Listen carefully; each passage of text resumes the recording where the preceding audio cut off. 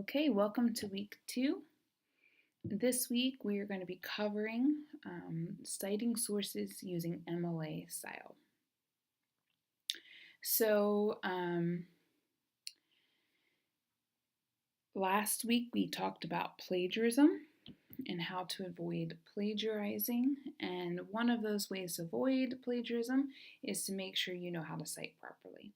So that is what we're going to cover today. This is important because for your final paper, you will be including roughly 3 to 5 sources to help back your argument and your claims. At this point, you should have reviewed the different topics for that final paper. They were listed in the workshop number 1.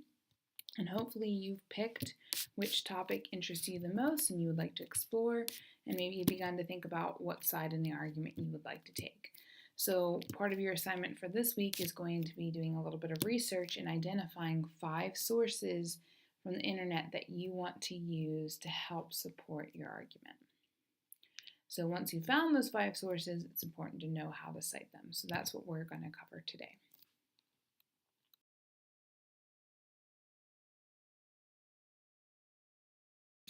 So let's begin with the question, why do we need to cite? Why are citations important?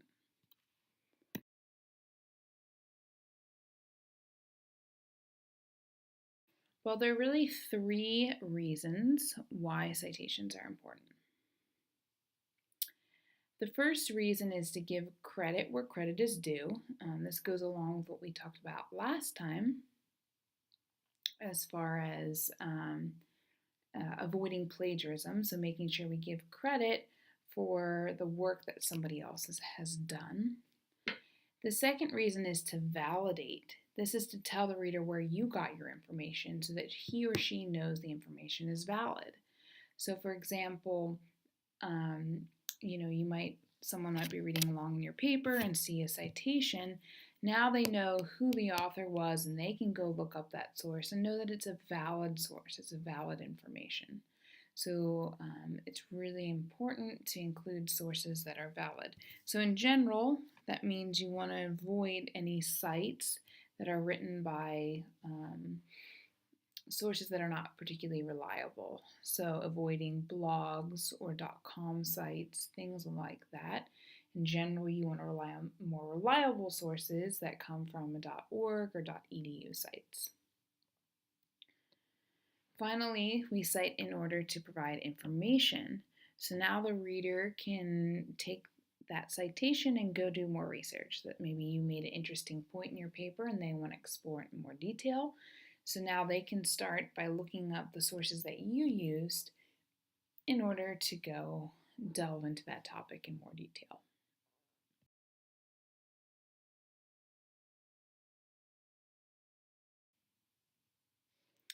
So I want to also review a little bit of what we covered last week.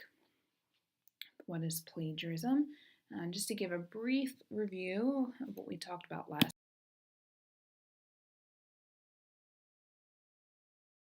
time. Plagiarism includes something like a word-for-word copy of a text, taking parts or portions of another text and not including a citation, not including quotation marks. It's missing citations, so maybe you've included quotation marks, but you haven't included that citation, so that would be a form of plagiarism. And as we talked about last time, even including too many sources in your paper can be a form of plagiarism, because then you as the reader have lost your voice, and it's just kind of a mismatch of all these different opinions from other sources. So that's another form of plagiarism. So this is just a brief review of 4 main different ways plagiarism can occur.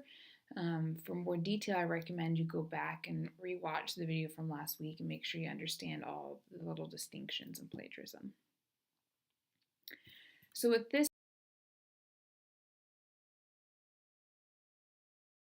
in mind, we know that citations are extremely important. So they play a very vital role to the writing process, and it's important to know how to use them properly.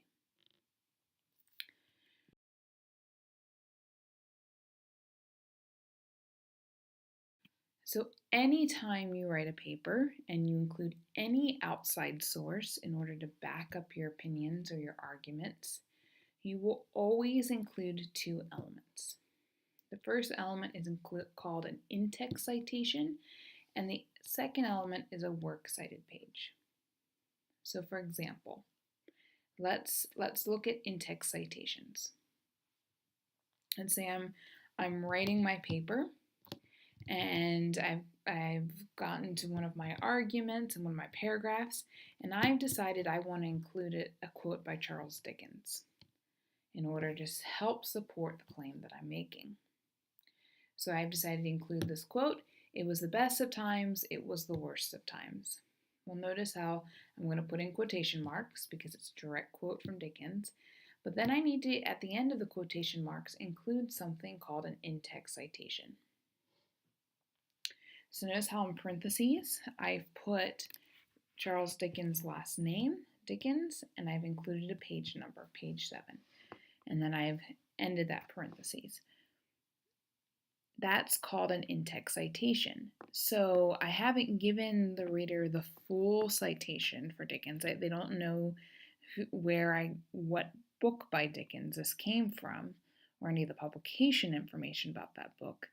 But I've given enough information that now the reader knows who the author is and can go to my works cited page, which comes at the very end of my paper, to get the full citation for this, so that they can go find the particular book that I quoted from and look up this quote on page 7. But my in-text citation just gives enough information that this source can then be referenced in the works cited page. So this is an example of in-text citation. It's going to come in the body of the paper. The works cited page is going to come at the very end of the paper. It's going to be the final page or couple pages of your paper. And this is going to give the reader my full citation. So now they know it's Dickens, it's A Tale of Two Cities.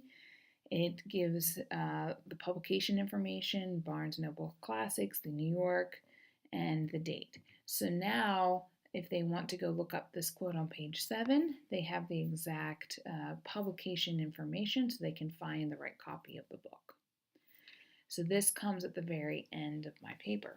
So anytime you include any outside source, you will always need to include these two elements, an in-text citation and a works cited page. Okay.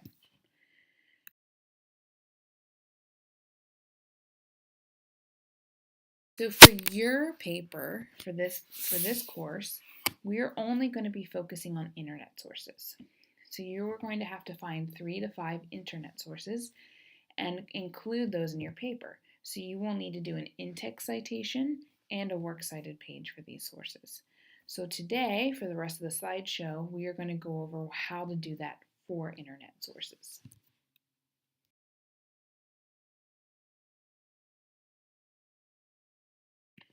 So first element, begin with quotation marks. So if you're quoting from directly word from word from an article, then you have to put in quotation marks. For example, church communication gets an upgrade with messaging services like text in church.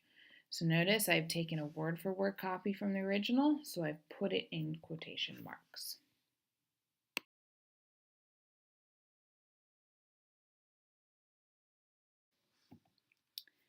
Next, after I've included my quotation marks, I need to include my in-text citation.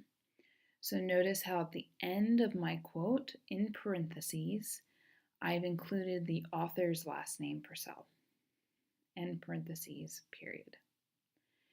Now, because this is an article from online, not always are you able to find page numbers. Generally, there are no page numbers. If there was page numbers, I would need to include the page that this quote came from. So then it would be something like Purcell 3, because it came from page 3. But because it didn't have a page number, I'm not going to include it. I just include the author's last name. However, often with sources that you find online, articles from online, they don't even include the author's name. Sometimes you can't find who wrote the article. in which case you would include an abbreviated form of the title of the article. Not the full title, because sometimes the titles can be really long, so you do a shortened version of the title and you put the title in quotation marks. It goes in quotation marks because it's a shorter work. If it was the title of a book, you would put it in italics. Because it's an article, it's a shorter work, you put it into quotation marks. However, in this example, I do have the author's last name, so I'm going to put the author's last name. Also notice the period. The period comes after the in-text citation. So I have my full quote. Notice there's no period at the end of the quote. I have my quotation mark, my parentheses, and then the period. So the period always comes after the in-text citation. So this is an example of a full in-text citation for an internet source.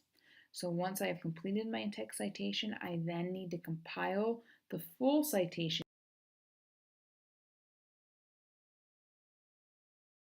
into my works cited page.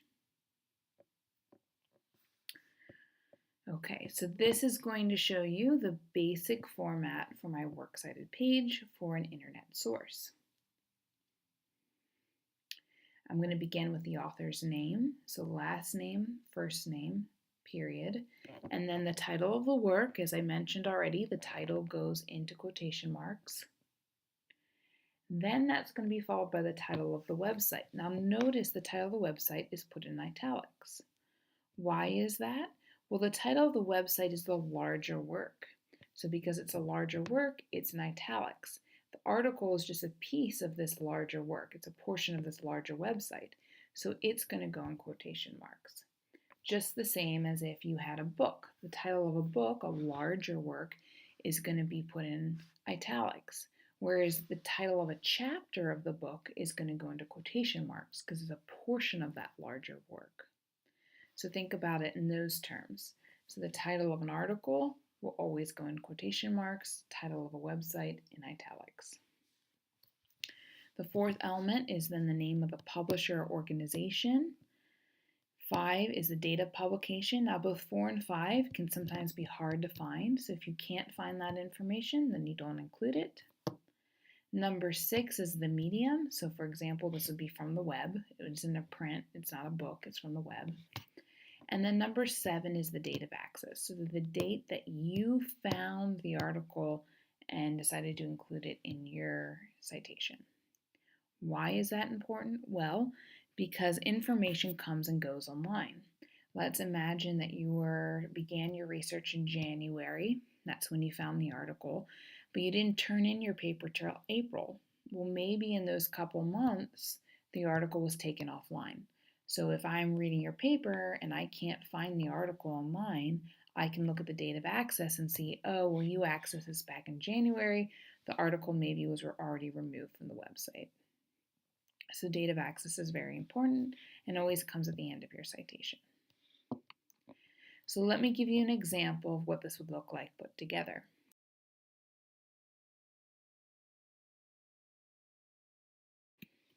So this is from the earlier example, this is the complete citation. So we have Purcell, comma, Kevin, period. So we have author's last name, first name. Then we have the title of the work in quotation marks, Text and Church Software Review.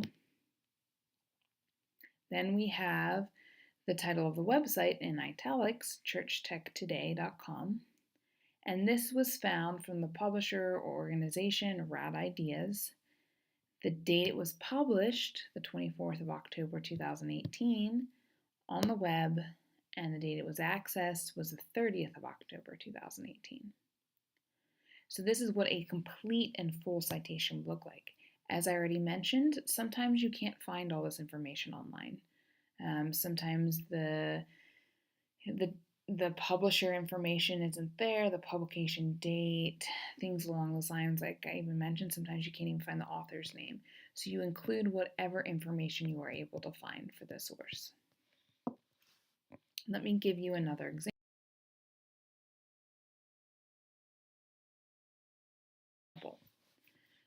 So here's another example of how it could be cited. A different source here. So you have author's name, title of the work, Poetry Slams, title of the website, nobelprize.org, from Nobel Foundation, date of publication, medium, date of access. So once again, this is the proper order layout for an MLA citation for an internet source. Okay, so once you've completed all your research and you've compiled your in-text citation and your works cited page, you want your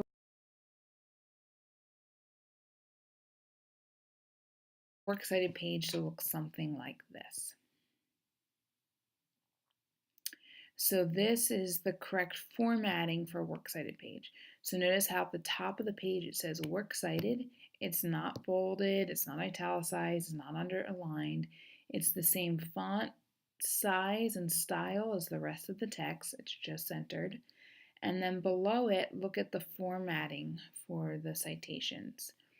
Notice how the first line of each citation lines up with the margin and the second line is indented. This helps the last name to stand out.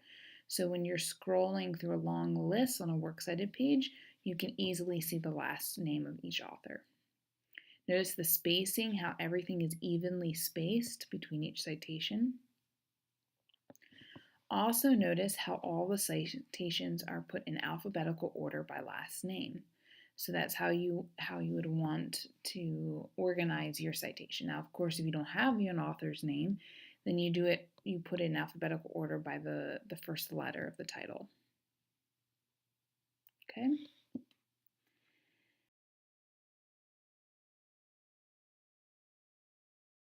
Now, as I mentioned, sometimes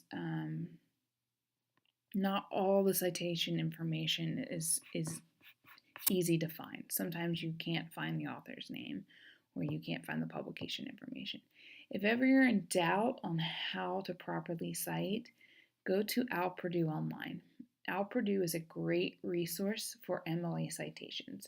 It's going to lay out for you step by step how to properly cite sources and all the kind of particular unique cases, what to do if you have two authors or if you have missing certain information. So Purdue is a great resource, and I highly recommend that you use it and have it maybe saved to your desktop so you can easily access Purdue.